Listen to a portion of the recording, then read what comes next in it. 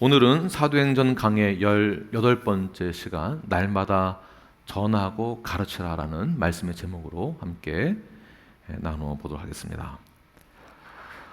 베드로와 사도들은 예수님을 만나 제자가 되었고, 예수 그리스도의 복음의 능력을 경험한 제자들이 예수님의 죽으심과 부활을 목격하고 또한 사도가 되어 성령의 충만함을 받고 사도행전은 시작되어집니다.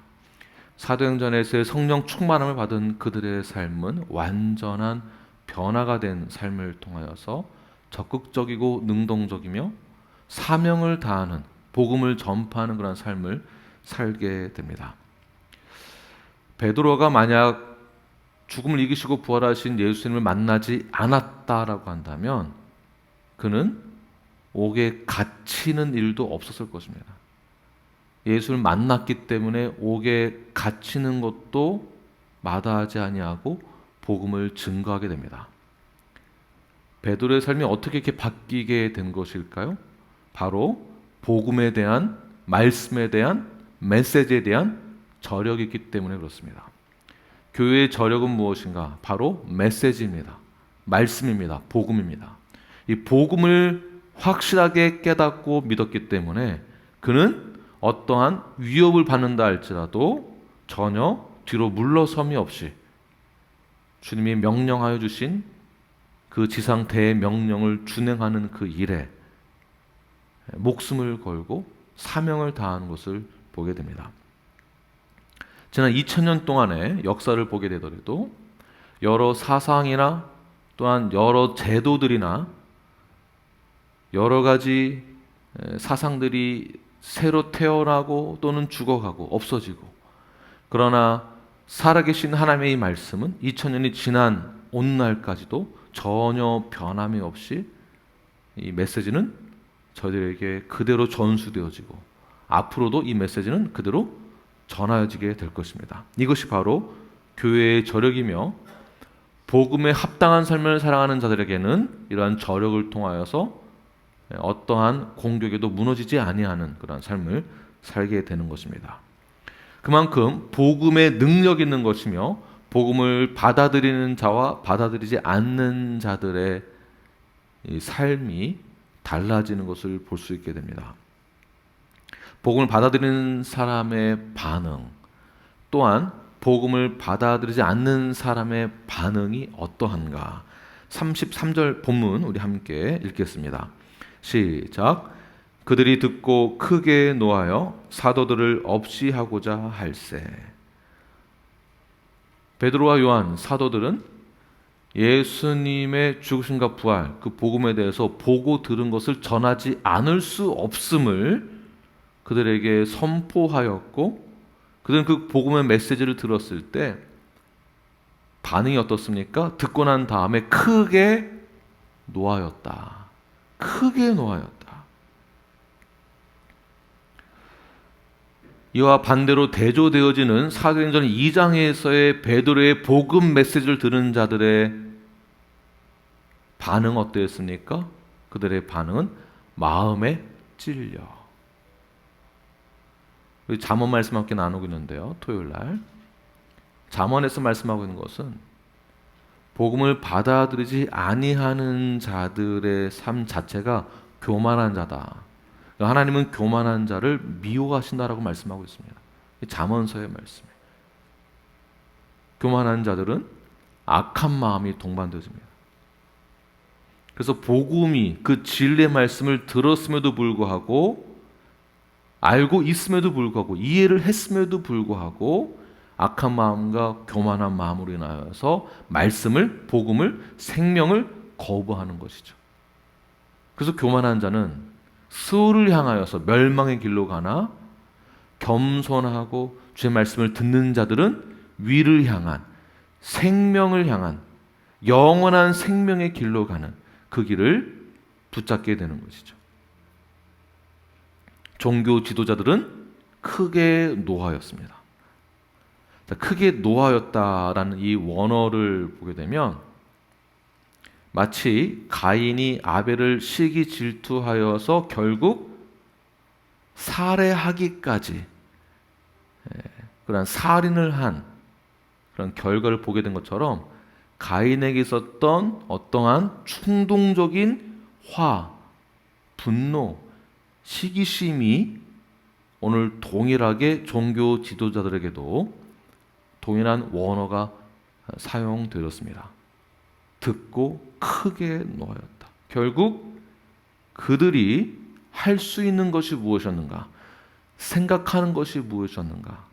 그들이 찾은 결론은 사도들을 죽이자라는 결론을 맺게 됩니다. 시기 질투가 가볍게 시작했지만 결국 어떻게 되어집니까? 살인이라는 그러한 죄를 범하려고 계획을 하게 됩니다. 그 계획을 어디에서 하는가? 사도들을 불러서 사내들인 공회에서 종교 지도자들의 모임인 최고 법정 기관이죠. 이 기관에서 결의하고자 하는 것이 뭐였냐면 살인이요, 살인. 이들을 죽이자. 한번 생각해 보십시오. 사내들인의 최고 법적인 징계, 마지막 징계가 어디일까요? 살인을 저지르는 것일까요? 최고의 징계는 그것이 아닙니다. 그렇게 할 수가 없는 것이죠. 최고의 징계라고 해봐야 출교까지밖에 없습니다. 출교시키는 거예요. 교회에서 우리 사역자 회의를 할 때 누구를 그냥 죽이자라고 결의하고자 한다면, 안수집사 회의에서, 교인총회에서 이러이러한 이유로 누구를 죽이자, 이런 말도 끊을 수 없는 것이겠죠. 그렇다면 종교 지도자들에게서 이러한 마음이 어떻게 나왔을까요? 바로 크게 노하였다. 살인을 계획할 정도로 그들에게 교만함과 악한 마음이 있었다라고 보는 것입니다. 그래서 잠언에서 표현하는 단어들이 무엇이냐면 이러한 자들 보고 패역한 자다, 포악한 자다, 불의한 자이며 악한 계교를 부리는 자다, 꾀하는 자다, 불량하다 라는 표현을 씁니다. 즉 복음을 거부하는 자들의 마음이 이렇게 완악하다라는 것을 말씀하고 있는 것이죠. 자신의 기득권을 위해서, 자신의 이익을 위해서라면 어떠한 야비함이나 어떠한 야만성이나 그 죄성이 세상에 드러난다 할지라도 살인 교사까지도 서슴지 아니하는 그들의 술수와 모함은 악인 중에 악인이요, 죄인 중에 죄인이기도 합니다. 사람이 이렇게 죄악이 많다라는 것이, 또한 복음을 받아들이기 전에 우리의 삶 자체가 그러했다라는 것입니다. 여러분들은 복음을 받아들였고 이제는 새 사람이 되었습니다. 더 이상 교만한 자가 되지 아니하고 겸손한 자로서 하나님의 그 영광의 그 잘 앞에 나아가 주님만을 의지하고 십자가만을 따르는 것이, 겸손한 삶을 살아가는 것이 우리의 삶이 된 것입니다. 이제는 더 이상 뒤를 돌아보지 마십시오. 교만함을 버리십시오. 오직 하나님만을 의지하며 나아가시는 저와 여러분이 되길 간절히 축원합니다. 살인을 하고자라고 결의하는 그러한 사내들인의 모임 가운데, 회의 가운데 한 사람이 등장하게 되는데요. 34절 말씀을 함께 읽겠습니다. 시작. 바리새인 가말리엘은 율법 교사로 모든 백성에게 존경을 받는 자라. 공회 중에 일어나 명하여 사도들을 잠깐 밖에 나가게 하고. 그런 회의를 진행하고 있을 때 바리새인 중에 가말리엘, 많이 들어보셨죠? 바로 가말리엘은 바울의 스승이기도 하고요. 가말리엘의 수제자가 바로 바울이기도 합니다. 바울이 가말리엘에게 많이 배웠습니다. 그럼 가말리엘은 어떤 사람인가? 가말리엘은 최고의 총망과 존경을 받는 율법 학자이고요. 사내들인 공회 안에 7명의 라반이라는 율법 학자 중에서도 최고의 권위를 갖고 있는, 최고로 인정을 받는 당대 가장 영향력이 있는 자를 랍비라고 하지 않고 랍비 그 위에 라반이라고 합니다. 라반. 그 정도로 영향력이 있는 사람이에요. 그래서 가말리엘이 죽었을 때 많은 사람들이 이렇게 얘기를 합니다. 깨끗함과 거룩함이 죽었다라는 그러한 표현을 사용할 정도로 가말리엘의 그 영향력과 그의 인지도는 굉장히 높았습니다. 랍비의 뜻은 나의 선생, 나의 주인이라는 뜻이지만 라반은 우리 모두의 선생이다라고 말할 정도로 최고의 권위를 갖는 그러한 위치입니다. 자, 그의 명성은 사내들인에서도 그의 말 한마디가 영향력이 있고 어떠한 판단과 결정을 내릴 때 가장 중요한 그런 입장을 갖고 있었던, 영향을 줬던 사람 중에 한 사람인데요. 그가 사도들을 잠깐 밖으로 나가게 하고 이런 말을 하게 됩니다. 35절부터 37절까지 함께 읽겠습니다. 시작. 말하되 이스라엘 사람들아 너희가 이 사람들에게 대하여 어떻게 하려는지 조심하라. 이전에 드다가 일어나 스스로 선전하매 사람이 약 400명이나 따르더니 그가 죽임을 당함에 따르던 모든 사람들이 흩어져 없어졌고 그 후에 호적할 때에 갈릴리의 유다가 일어나 백성을 깨어 따르게 하다가 그도 망한즉 따르던 모든 사람들이 흩어졌느니라. 자, 지금 말씀하고 있는 것이 무엇입니까? 결론을 맺자면 가말리엘이 사도들을 다 나가게 한 다음에 한번 모여봐. 잘 생각해봐. 이거 우리 손에 굳이 피를 묻힐 필요가 없다. 드다나 유다 이러한 사람들도 쿠데타를 일으켰지만 결국 어떻게 됐느냐? 다 리더가 죽자마자 다 흩어져서 없어졌다. 다시 말해서 어차피 없어질 거면 어차피 없어지게 될 텐데 어차피 무너지게 될 텐데 우리 손에 피를 묻힐 필요가 뭐가 있느냐라는 뜻이에요.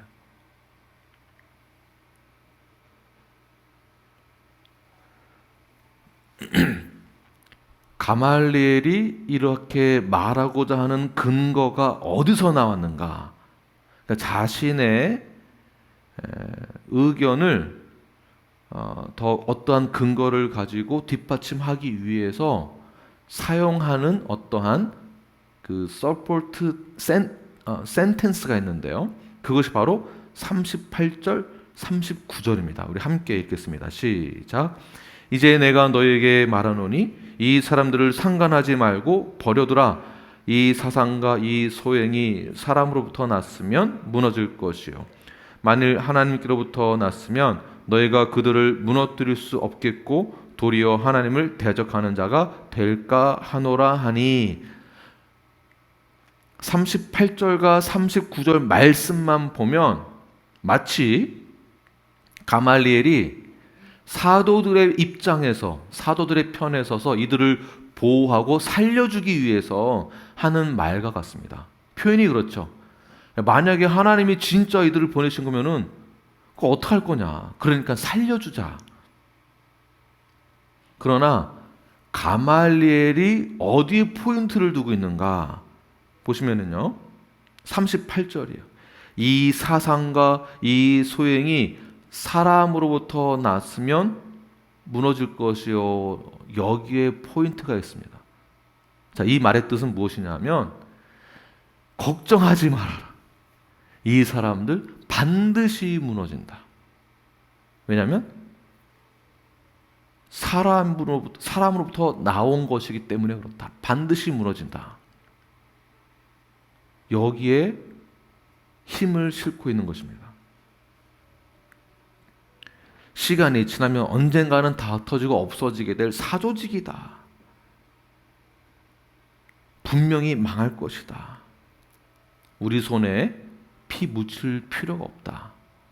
자, 이러한 말을 하는 것은 가말리엘은 온건파 중에 한 사람이었고 사내들인 안에는 급진파가 있었기 때문에 그들에 대항하여서 자신의 소견대로 말을 하고 강조하기 위하여서 이렇게 표현을 한 것뿐입니다. 어떤 학자들은 가말리엘의 이러한 태세들을 보고 그가 분명히 복음을 받아들였을 것이다 라고 추측을 하는 분들도 계시지만 원어를 보게 되면 그렇지 않습니다. 어디 힘이 실리는가? 분명히 사람으로부터 났기 때문에 이들은 망하게 될 거다. 사도들 입장에서 보게 되면 가말리엘을 통해서 자신들이 생명을 보존할 수 있게 된 것에 대해서 오히려 감사할 수도 있겠죠. 가말리엘이 그만큼 온유하고 설득력이 있는 그런 논리를 가지고 종교 지도자들에게 접근했을 때 그 효력이 그만큼 컸다라는 것입니다. 그러나 자세히 보십시오. 가말리엘은 복음이 전파되는 것에 대해서 어떻게 표현한 것이냐면 드다와 유다처럼 주변에서 일어나는 작은 폭동에 불과하다라고 이미 그렇게 확신한 것이었습니다. 그 확신이 이 소행은 사람으로부터 났으면 반드시 무너지게 될 거다라는 표현을 사용하고 있기 때문에 그렇습니다. 두 번째는 하나님께로부터 난 것이면 우리가 그들을 어떻게 무너뜨릴 수 있겠느냐, 이러한 말을 39절에서 하고 있죠. 한번 보십시오. 하나님으로부터 난 것인지를 우리가 어떻게 할 수 있는 것일까요? 가말리엘의 논리는 이런 것입니다. 그 소행들이, 그들의 작은 사상들이 만약 성공하게 된다면 그것은 하나님으로부터 난 것이다 라고 말하고 있는 것이죠. 만약 실패하면 그것은 하나님으로부터 난 것이 아니다 라는 입장인 것입니다. 잘 보십시오. 만약 복음을 우리가 전했을 때 복음을 받아들이지 아니하는 자가, 다시 말해서 우리가 전도했을 때에 교회로 오지 않는 자가 없다고 한다면, 교회로 오는 자가 아무도 없다고 한다면, 그러면 우리가 복음 전하는 이 사역은 실패하는 것입니까?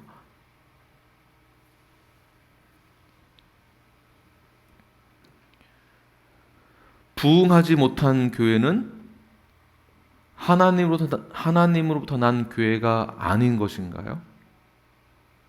저희 아버지는 목회하시다가 중도에 장애를 입으시고 목회 가운데, 그리고 그 뒤부터는 장애인 목회를 했습니다.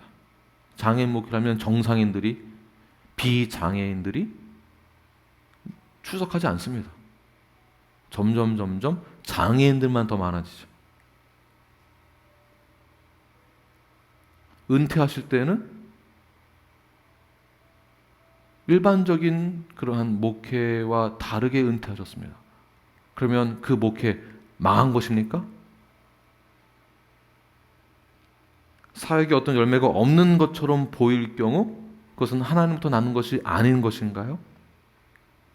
1866년 토마스 선교사가 복음의 열정과 영혼 구원의 사명을 가지고 조선 땅을 밟게 됩니다.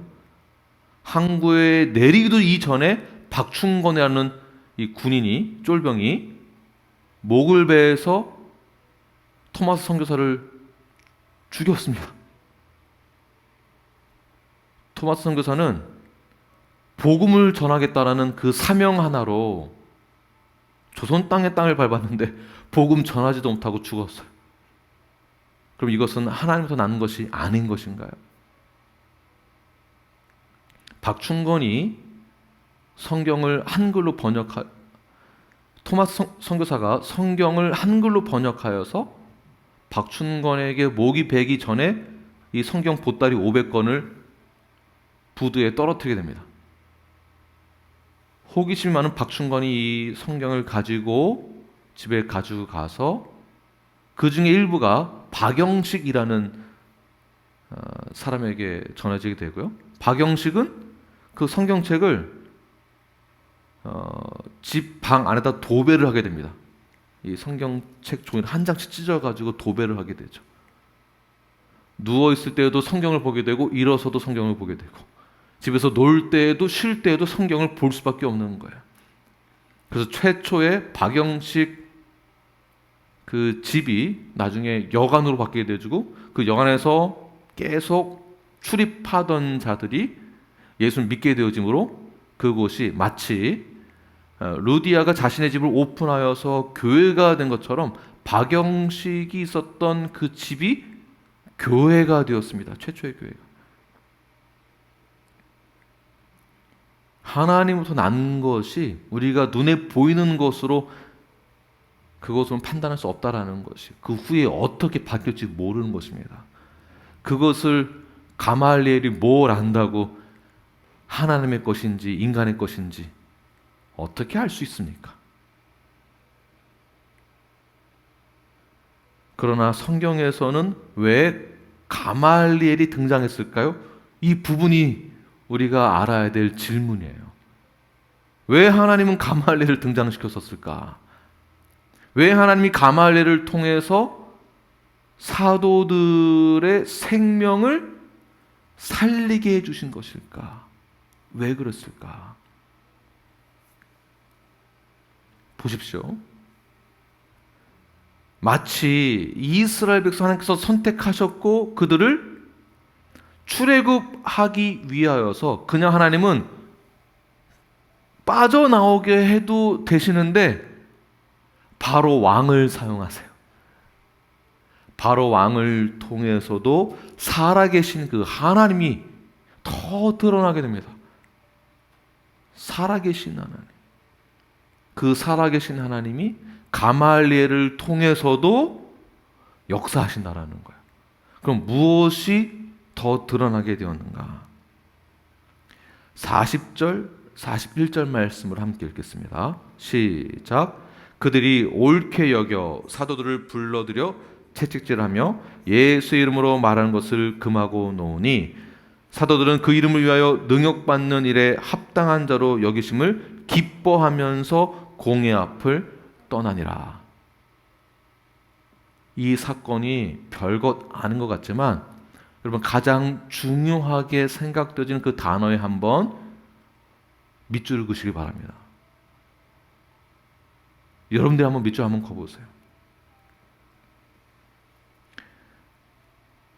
하나님은 가말리엘을 사용하셔서 가말리엘이 그들을 살려두게 하자라는 그 말로 인하여서 사내들이는 그의 말을 듣고 옳게 여긴 다음에 불러들여서 그래도 채찍질을 하게 되는데요. 정확한 이 채찍질이 몇 번 했는지 모르지만 40번에 한 번 가만 태형을 받았을 수도 있습니다. 거의 죽을 정도로. 채찍이 그냥 어떤 줄이 아니라 끝에 이 첩이 붙어 있는 채찍이 있죠. 살이 뜯겨지는 채찍질입니다. 이것을 맞았을 때에 41절에서 사도들이 어떻게 했습니까? 능욕받는 일에 대해서 합당한 자로 여기심을 합당한 자 그리고 어떻게 했습니까? 기뻐했다라는 거예요. 오히려 능욕받는 것, 채찍을 받는 것이 합당한 자로 여겨졌다. 예수님의 고난에 나도 동참하게 되었다라는 것에 대해서 기뻐했다라는 것입니다. 그것을 누가 보았습니까? 채찍하던 사람들. 사도들을 죽이고자 했던 사람들, 시기심에 불타오르던 사람들, 그들이 채찍을 받을 때에 제발 살려달라고 말을 하지 아니하고 합당하게 여겨지면서 사도들이 말하는 그 선포가 기뻐했다라는 것. 무엇을 증명하는 것입니까? 진짜 하나님의 사도들이 맞구나라는 것이 증명되어지는 거예요. 오히려 고난이 있지만 그 고난 중에 합당한 자로 여겨지게 된 것에 대해서 사람들이 우리들의 모습을 보고, 우리 크리스찬의 모습을 보고, 아, 진짜 하나님 살아계신가? 정말 살아계신가 보다 라고 깨닫게 되어진다는 것이에요.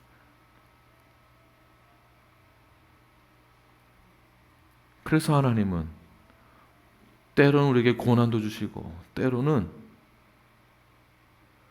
교만한 자나 악한 자도 사용하심으로 하나님은 살아계시고 하나님은 전능하시며 오히려 사도가 사도됨을, 오히려 성도가 성도됨을, 그들을 통해서 하나님은 영광을 받으실 분이시다라는 것이 더 드러나게 된다라는 것입니다. 하나님은 우리 교회를 사랑하시고 그리고 구원 계획 가운데 하나님께서는 우리 교회를 사용하고 계십니다. 우리 신앙 여정 가운데 많은 어려움들과 불편함이 있을 수도 있지만, 그러나 그 상황 가운데에서 하나님이 우리에게 나타내고자 하는 하나님의 뜻은 우리들이 어떻게 반응하는가예요. 어떻게 반응하는가. 그 반응이 어떻게 나올 수 있을까요? 그 반응은 바로 42절 말씀입니다. 42절 우리 함께 읽겠습니다. 시작. 그들이 날마다 성전에 있든지 집에 있든지 예수는 그리스도라고 가르치기와 전도하기를 그치지 아니하니라. 아멘. 보십시오. 여기도 동그라미 한번 쳐보세요. 내가 뭐에 동그라미 치면 좋겠는가? 42절에서 저는 날마다 예수 그리스도, 그 다음에 가르치는 것과 전하는. 자, 날마다. 저는 이것을 날마다의 영성이다라고 부르고 싶습니다. 그런 말은 없지만 날마다의 영성.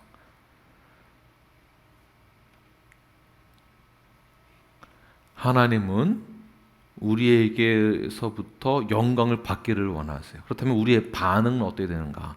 그 반응이 날마다에서 나온다라는 것입니다. 날마다에서.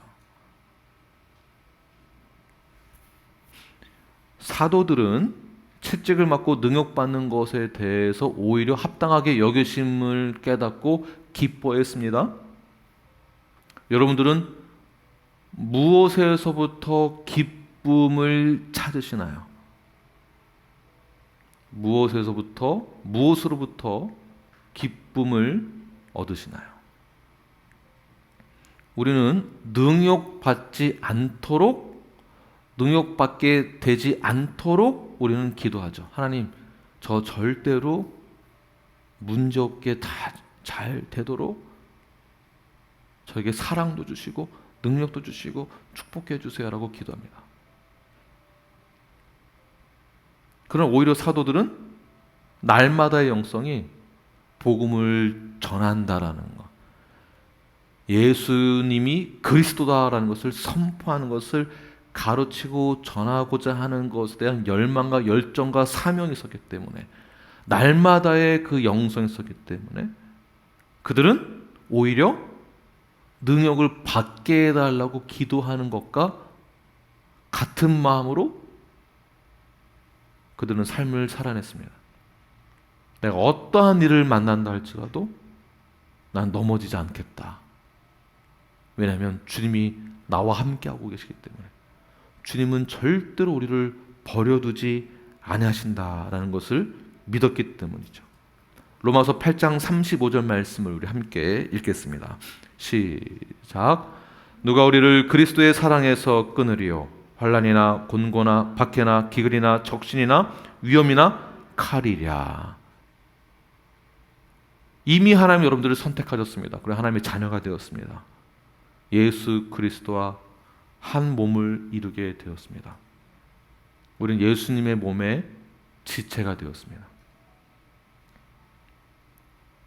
어떤 환란이 있다 할지라도 그 환란은 하나님이 여러분들을 싫어해서가 아니에요. 내가 뭔가 잘못해서가 아니에요.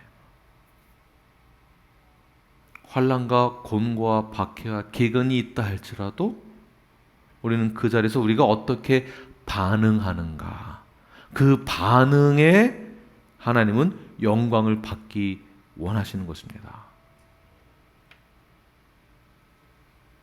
그래서 날마다 영성이 중요한 것이요. 날마다 그리스도를 전하는 것, 가르치는 것, 즉 복음을 선포하는 것입니다. 그러한 자가 하나님께 영광을 돌리는 것이에요. 상황이 어떠하든지. 다른 표현은 우리의 정체성은 무엇인가? 우리의 정체성은 우리의 일상적인 그 삶이 우리의 정체성을 반영해 주겠죠. 너무나 자주 시기 질투한다. 너무나 자주 뒤에서 말을 많이 한다. 날마다. 이것이 그의 영성입니다. 거짓말을 밥 먹듯이 한다? 날마다? 그 사람이 영성이에요. 신앙생활을 하고 있음에도 불구하고 게으르다? 날마다? 거짓말한다? 핑계댄다? 그 사람의 영성입니다. 그렇다면 우리 크리스찬의 영성은 무엇이 되어야 할까요? 날마다 진행되어지는 것이 우리의 영성이 되어야 됩니다. 무엇이겠습니까? 오직 주님만이 그리스도이십니다. 오직 예수님만이 나의 주의 주, 만왕의 왕이시며 우리의 예배자가 되십니다. 라는 이 믿음의 선포와 예배자의 삶이 있어야 그것이 우리의 정체성이 되는 것입니다. 이러한 고백으로 날마다 주님만을 의지하고 어떤 환난이 있다 할지라도 날마다 복음을 증거하며 영혼 구원 그 사명을 가지고 나아가시는 저와 여러분이 되길 간절히 축원합니다. 기도하겠습니다.